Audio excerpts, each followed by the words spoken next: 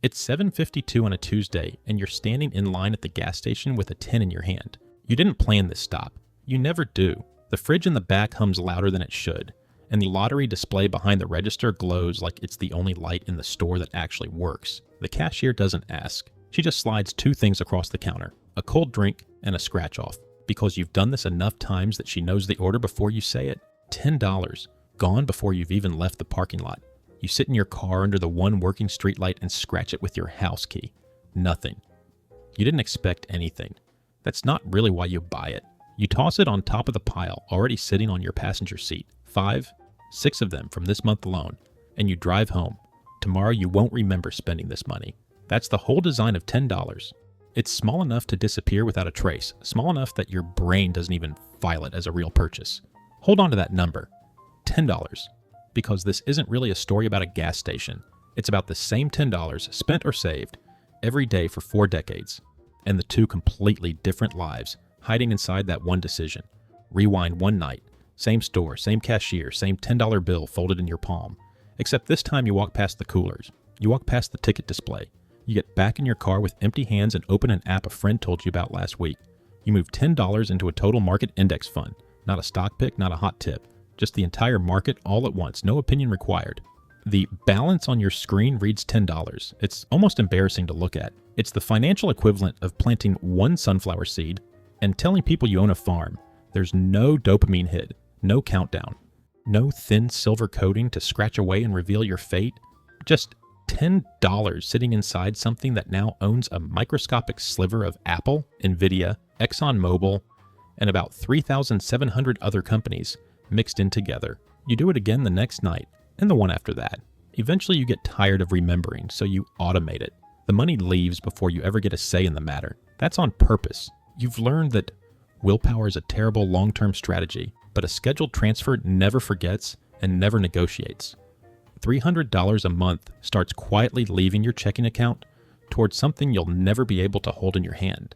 You barely notice it's missing. Here's the strange part you don't realize yet. The $10 was always going to vanish. You just picked a different place for it to land. A full year in, your balance reads $3,780. You put in roughly $3,650 of your own money. The market handed you the other $130 while you were asleep, at work, at your cousin's wedding. It doesn't care what you were doing. $130 in a full year. It's almost insulting how small that number looks next to a car payment. You mention it at lunch to a coworker, mostly as a joke on yourself. He asks how much you've made. You tell him. He laughs. Not meanly, just genuinely. I clear that by Thursday. He says. He's not wrong. He does DoorDash for dinner most nights. Keeps an energy drink subscription going. Buys a ticket whenever the jackpot makes the local news. Roughly $10 a day. Scattered across 100 tiny comforts. He'll never be able to list individually a year from now. You don't argue. You just close your laptop. The difference between the two of you this year isn't $130. It's a habit nobody else can see. The account reads $67,000. No. Let's be honest about the math, because this is where most of these stories start lying to you. Real index funds don't compound that fast. And the version of the story that gets you excited with fake numbers isn't actually helping you. Here's what's true. The S&P 500 has historically returned around 10% annually before inflation. Closer to 6 to 7% after it, and that's averaged across decades that include brutal crashes. So let's stay honest. At $10 a day, about $3,650 a year invested consistently into a low-cost total market fund. After 5 years, you've contributed roughly $18,250. With average historical growth, your balance sits somewhere around $22,000. You've earned about $3,750 in growth you never lifted a finger for. You run the numbers one night and realize that $3,750 is every energy drink, every impulse buy, every scratch ticket you didn't buy since you were 25, except instead of sitting in a landfill, it's sitting in an account with your name on it. That same month, your buddy texts you a screenshot, some token you've never heard of, up 380% in 9 days. He's put $4,000 in. He tells you your boring fund makes in a year what his coin makes before breakfast. He's right about the speed. He's wrong about the direction. You've seen this shape before. Under a coin, in a parking lot, on a counter with a cashier who doesn't look up. The promise that a small number becomes a large number instantly, with no time required in between. Where you grew up, that promise has a name, and the name is a scratch ticket. You tell him you'll pass. He sends back a laughing emoji and buys more. 4 months later, the coin is down 91%. He stops bringing it up. You keep doing the single most boring thing a person can do with money. You keep being early to bed and slow to rich. A decade in, you've contributed about $36,500 total. Historical averages put your balance around $52,000. The market has handed you nearly $15,500 for the crime of simply not touching anything. Then the year turns ugly. This isn't hypothetical. 2008 wiped out roughly 37% of the S&P 500's value in 12 months. 2022 took another 18% bite. Whichever decade you're living through, one of these years always shows up. Your balance falls by a third in a matter of weeks. On paper, you've lost more than you earned all year at your job. Your friend, the one who called your fund boring, sold everything near the bottom last time and swears he saw this one coming too. He's safe in cash now, he tells you. You don't sell. It's quieter than a decision, honestly. You just stop opening the app for a while.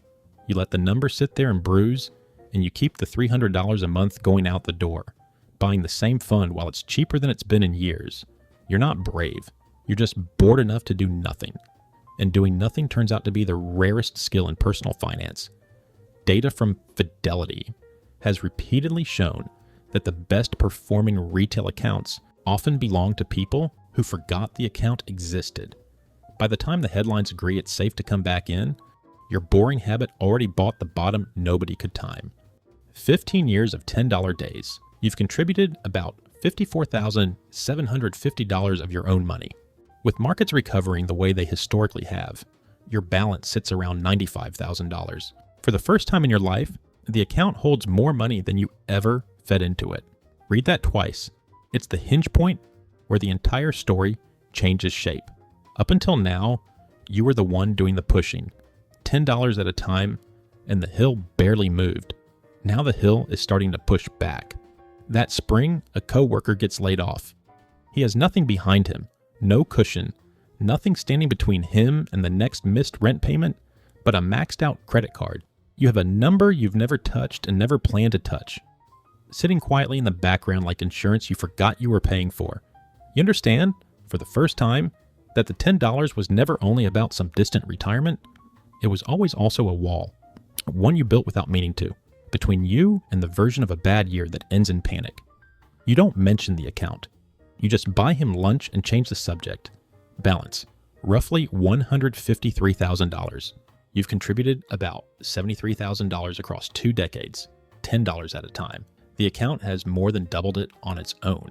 Something strange starts being true this year.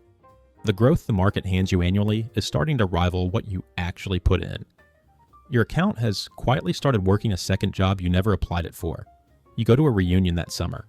Someone pulls up in a leased car that costs more than you make in a year. Someone else won't stop talking about a watch. You drive the same paid-off sedan you've had since your youngest was in kindergarten.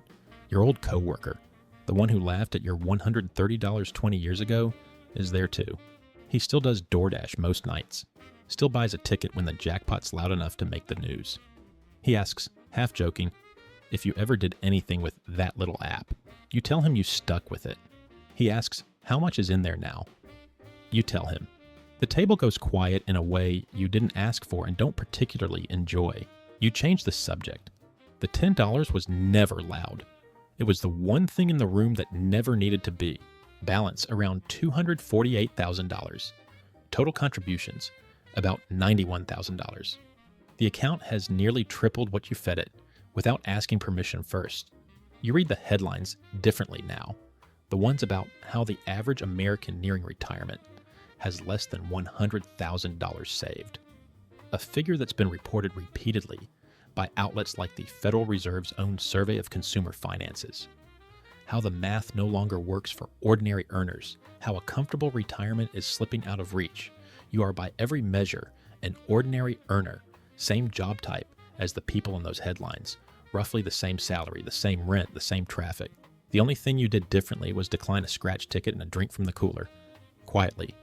For 25 years. and root the difference somewhere unremarkable. Your friends your age talk about retirement like a cliff they're being marched toward. You talk about it like weather, something that arrives whether you worry about it or not. You don't say that part out loud either. By now you understand the number is loudest when it stays completely silent. Balance. Roughly $375,000. You've put in about $109,500 across 3 decades, in amounts small enough to lose behind a couch cushion. The other $265,000 was never yours to earn. It was time's contribution, and all you had to do was give it room to work. This is the year the math quietly flips for good.